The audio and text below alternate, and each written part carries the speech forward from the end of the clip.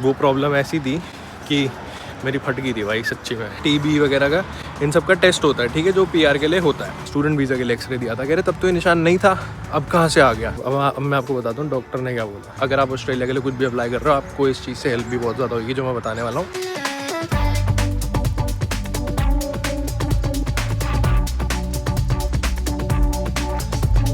Very good morning and high can channel Tushar Jha. कैसे हो भाई सब लोग? गुड मॉर्निंग तो नहीं, शाम के 5:30 हो रहे हैं भाई। आज थोड़ा सा बाहर गए थे तो मैंने इतना व्लॉग बनाया नहीं। मैंने कहा कि हम क्या करते हैं, हम शाम को एक स्टोरी टाइम करते हैं जो अभी होने वाला है, ठीक है। अगर आप लोग चैनल पे नए हो, नीचे लाल सब्सक्राइब बटन है, जाके आप लोग दबा सकते हो।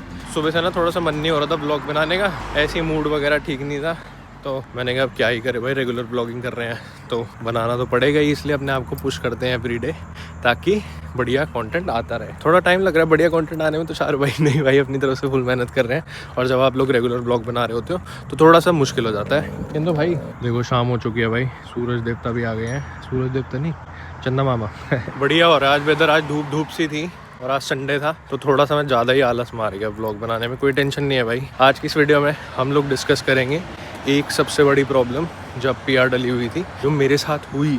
वो प्रॉब्लम ऐसी थी कि मेरी फट गई थी भाई सच्ची में। तो आप लोगों को बताते हैं, तो जब पीआर डाली थी ना, जैसे जब पढ़ाई खत्म हुई उसके बाद मैंने अपनी पीआर डाली, ठीक है, जब एप्लीकेशन हमारी डली हुई थी। ये ट्रू स्टोरी है भाई, कुछ बना के नहीं बोल रहा। आपको भी लगेगा कि ये मतलब तुषार भाई का रिस्की हो गया था काम। जब डिग्री ख़त्म हुई, स्किल असेसमेंट के लिए अपनी एप्लीकेशन तैयार करी। अपनी स्किल असेसमेंट जब अप्रूव हुई तब तक सब सही था, ठीक है। फिर EOI डली, फिर डली ROI। EOI होता है एक्सप्रेशन ऑफ इंटरेस्ट और ROI होता है रजिस्ट्रेशन ऑफ इंटरेस्ट, ठीक है। जबकि हम लोग इंटरेस्टेड है विक्टोरिया में पीआर के लिए, तो हम लोग को अपनी फ़ाइल डालनी होती है। तो जब फाइल डलती है उसको EOI बोलते हैं, ठीक है, और ROI भी, और 190 वीज़ा की, ठीक है। तो जब डली हुई उसके बाद कहाँ जा रहा है केंजो? अरे जंगल है भाई, आगे खाली है। फिर जब आपकी EOI एंड ROI सबमिट हो जाती है, तब आपको डिपार्टमेंट से ना वो आता है इनवाइट आने के बाद वो लोग आपसे रिक्वेस्ट करते हैं आपका मेडिकल। तो जब फाइल डली तो सब सही था, मेरा मेडिकल रिक्वेस्ट किया उन्होंने।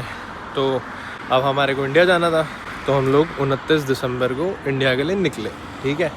30 को हम पहुँच गए और उसके बाद मैंने 1 तारीख का अपना मेडिकल बुक कर रखा था। फिर हमने सोचा भाई साल की नई शुरुआत है, पहले दिन हॉस्पिटल नहीं जाते साल के, तो हॉस्पिटल तो क्या मेडिकल सेंटर चाहे नहीं हो जो भी है, हमने सोचा 1 को नहीं जाएंगे 2 को जाएंगे हम। तो हम लोग 2 को गए मेडिकल सेंटर, मेरा मेडिकल करवाया। उसके अंदर एक्सरे होता है, ठीक है, उसके अंदर आप लोग का ब्लड्स होते हैं, ठीक है, और टीबी वगैरह का इन सब का टेस्ट होता है, ठीक है, जो पीआर के लिए होता है, और HIV वगैरह होता है, ये सब सारे टेस्ट होते हैं, ठीक है। सारे टेस्ट सही थे, पर मेरा जो एक्सरे था ना भाई, उसमें क्या हुआ, उसमें आ गई दिक्कत।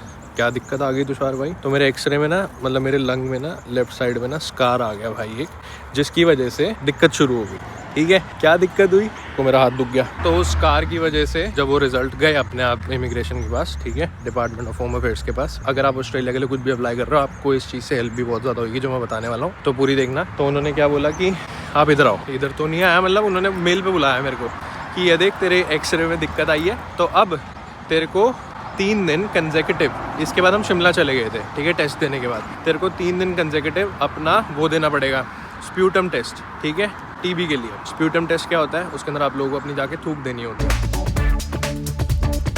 तो भाई लाजपत नगर वाले मेडिकल सेंटर में जाता था, वहाँ जाके मैंने अपने 3 दिन थूक दी, ठीक है, जो आप साइड में वीडियो भी देख सकते हो। थोड़ा सा अजीब है बट यही है भाई, होता है, ठीक है। स्प्यूटम टेस्ट हुआ मेरा।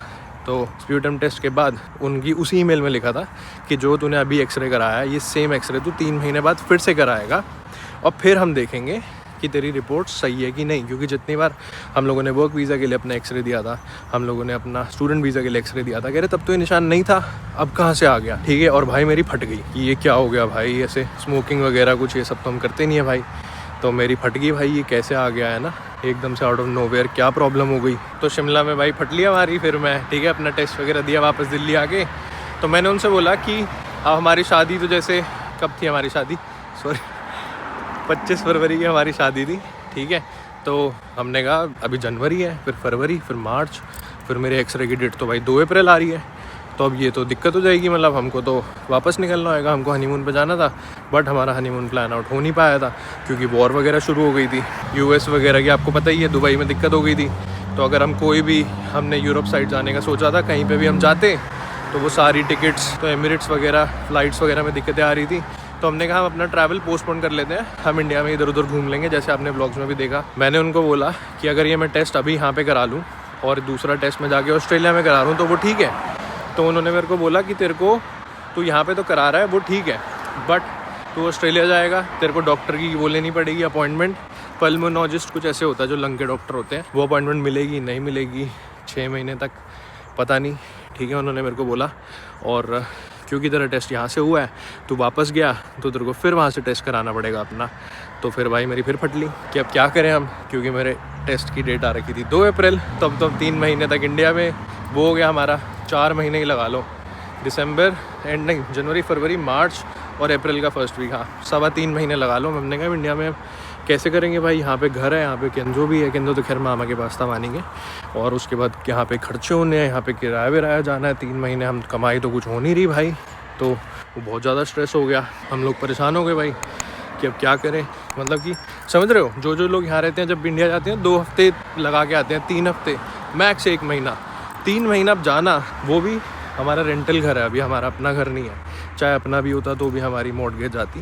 तो मतलब समझ रहे हो कि कमाई नहीं हो रही है और हम इंडिया में है इतना टाइम, तो वो एक बहुत बड़ी दिक्कत हो गई थी। फिर भाई क्या हुआ, उन्होंने बोला आप वहाँ पे जाओगे ऑस्ट्रेलिया में, आपके टेस्ट की कॉस्ट होगी अराउंड पता नहीं $700-800 जो भी होएगी, प्लस आपको अपॉइंटमेंट लेट मिलेगी। तो आपकी मर्ज़ी है, आप जा सकते हो, बट हम तो यही बोलेंगे आप यहीं से करा के जाओ। यहाँ पे आपने फ़ीस दे ही रखी है जो कि $11,000 का मेडिकल था, यहाँ पे वही मेडिकल $800-900 का होता, और मेरा एक्सरे रिपीट हो गया था तो और ही महंगा खर्चा पड़ता। कहते आपको अपना रिपीट एक्सरे के लिए $1 देना पड़ेगा, ठीक है, जो कि उनकी फ़ीस थी। आप वापस जाओगे तो क्या पता आपको प्रोसेस फिर से स्टार्ट करना पड़े, ये वो। तो भाई बहुत ज़्यादा टफ टाइम हो गया था वो।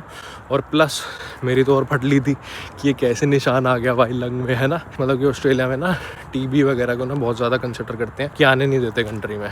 मेरी फट गई भाई, इतने साल मेहनत करी, इतने साल रहे एक्सरे के चक्कर में, कहीं अपने लेने के देने ना पड़ जाए।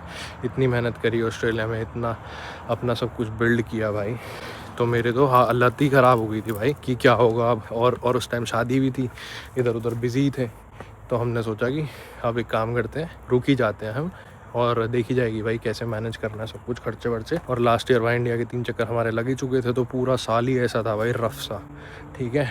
तो ये था भाई हिसाब किताब। अब मैं आपको बताता हूँ डॉक्टर ने क्या बोला। तो जब मेरा रिपीट एक्सरे हुआ, डॉक्टर ने उन्होंने बोला कि हम आपका सेम डे ही रिज़ल्ट डॉक्टर देख ही लेंगे और आपको बता देंगे क्या है, ठीक है। मैं एक्सरे देने गया, 5 मिनट में एक्सरे हो गया। उसके बाद डॉक्टर ने बोला कि निशान तो गायब हो गया। मैं कहा है, कह रही आपने टीबी की दवाइयाँ खाई हैं। मैं कहा नहीं भाई, मैं तो कुछ नहीं किया। कह रही है आपके एक्सरे में तो निशान ही नहीं है, ये कैसे हो गया। मैंने कहा मेरे को तो पता ही नहीं भाई कि ये कैसे हो गया। तो वो बोलती कि पहले तो निशान था, ये देखो एक्सरे में। उसने हमको भी दिखाया, खैर हमारी ऐप पे रिपोर्ट्स आ गई थी, हमने देख ही लिया था। और उसके बाद उसने बोला जब आपने अपना फर्स्ट एक्सरे कराया था 2 जनवरी को, तो आपको खांसी हो रही थी। मैंने कहा हाँ मेरे को खांसी जुकाम था, क्योंकि सर्दियाँ थी दिल्ली में जब हम लोग लैंड हुए थे। मेरे को डस्ट इंड्यूस्ड अस्थमा है भाई, तो मेरे धूल मिट्टी में तो वैसी चुल उड़ जाती है मेरे फेफड़ों को, खांसी वांसी ही सब हो जाता है, बहुत सेंसिटिविटी हो रही है अपने शरीर में, ठीक है। तो उन्होंने बोला कि तब आपको खांसी जुकाम था। मैंने कहा हाँ। कह रही तभी आया था निशान। मैंने कहा ले, मेरे को हो गया कि ये क्या हो गया भाई शरीर में, कोई अपना तो मैंने कुछ गड़बड़ी तो करी नहीं, ये कैसे हो गया। तो कहने का मतलब ये है कि कुछ था नहीं, इसलिए निशान चला गया, ठीक है। सिर्फ खांसी जुकाम की वजह से आया था निशान। कहती तो आपने कराया क्यों। मैंने कहा मेरे को किसी ने बोला ही नहीं कि अगर आपको खांसी जुकाम है तो आप मत कराओ। मैं तो जोश में करवा लिया था कि भाई अपना S56 की रिक्वेस्ट है, मेडिकल हमको देना है। मतलब उस टाइम नहीं थी रिक्वेस्ट, उसके बाद आई थी। तो मेरे को था कि मेडिकल देंगे, अपनी आ जाएगी PR। यही हुआ भाई कि डॉक्टर ने क्लियरेंस दे दी कि कुछ था ही नहीं, खांसी जुकाम की वजह से निशान था। तो अगर आप लोग भी ऑस्ट्रेलिया में हो या आने का प्लान कर रहे हो, अगर आपको खांसी जुकाम भी है ना भाई, मेडिकल देने मत जाना बिल्कुल भी, आपका काम लटक सकता है। तो मेरी तो भाई पूरा टाइम फटी हुई थी 3-3.25 महीने कि क्या होगा, कैसे आ गया निशान। और मैं तो भाई फुल अपना हेल्दी डाइट कर दी थी, बाहर का खाना वाना भी बंद कर दिया था बिल्कुल ही। तो आंसर क्या निकला कि कुछ भी नहीं था, खांसी जुकाम था जी। मेरी तो फट गई थी कि भाई अपनी PR अटक गई, या मेडिकल के चक्कर में PR ही नहीं आएगी, रिजेक्ट हो जाएंगे, वो सब फट गई थी भाई बिल्कुल ही। दिल दहकने लग गया था भाई, इतना ज़्यादा, इतना परेशान था ना 3-3.5 महीने। और हाँ, हमारी फ़्लाइट के पैसे, मेरे और वानी की टिकट थी रिटर्न $3500 की, ठीक है। अब ये एक्सरे वाला सीन हुआ, हमने 29 मार्च की रिटर्न करा रखी थी, ठीक है। क्रोनोलॉजी समझो, 29 मार्च की इसलिए कराई थी कि हम घूम आएंगे हनीमून पे जाके। अब ये मेरे एक्सरे की डेट आ गई 2 अप्रैल, और उस टाइम वॉर चल रही थी। खैर ऑस्ट्रेलिया वाला रूट में इतनी दिक्कत नहीं थी, बट टिकट्स महंगी हो गई थी। तो हमारी टिकट चेंज करने के, हमारी टिकट 29 मार्च से 7 नहीं, वानी के बर्थडे के बाद आए, हाँ 7 अप्रैल की टिकट थी।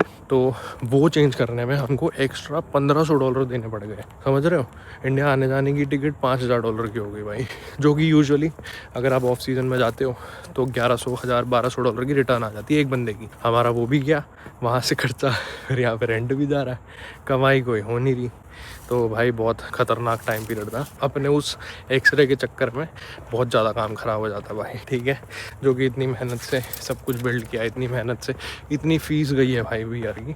अगर आप लोग जानना चाहते हो क्या फ़ीस वगैरह होती है ऑस्ट्रेलिया में VR की, तो मतलब पूरे प्रोसेस की, तो कमेंट कर सकते हैं, मैं ज़रूर आप लोग को बताऊँगा। किंतु आजा भाई, हो गई वॉक। तो हाँ, आज का ये स्टोरी टाइम था क्विक, क्योंकि आज थोड़ा सा अजीब सी तबीयत हो रही थी सुबह से, तो मैंने ब्लॉग इतना किया नहीं, और हम डेली ब्लॉग कर रहे हैं।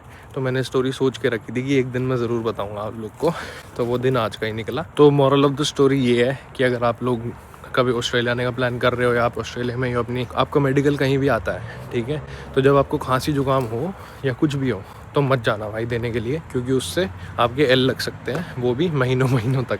आपकी डॉक्यूमेंटेशन अटक जाएगी, कुछ ना कुछ प्रॉब्लम हो जाएगी। ये सोचो जैसे आप लोग स्टूडेंट वीज़ा के लिए अप्लाई कर रहे हो, आपको इनटेक लटक जाएगा, कितने सारा मतलब कि प्रॉब्लमेटिक सिचुएशन हो जाती है।